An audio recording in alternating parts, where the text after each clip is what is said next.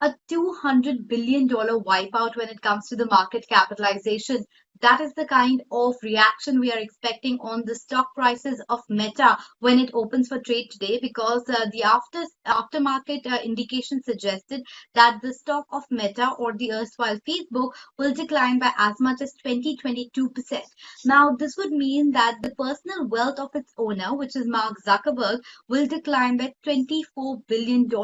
Yes, those are the kind of numbers that we are working with, and the reasons are manifold. The company obviously came out with its performance of quarter 4 FY21, which is the December quarter for the company, and it was worse than what the street was expecting.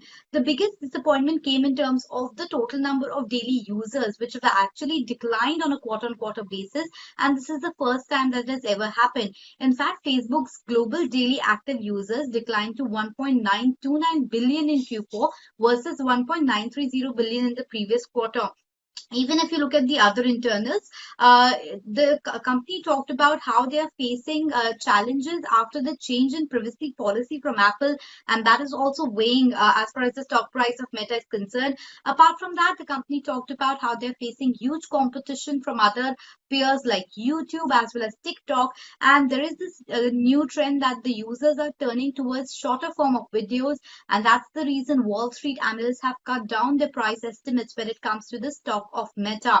Apart from that, the other thing that is worrying the Wall Street is the fact that the company has been investing billions of dollars into the metaverse, and that is causing a tad bit of nervousness.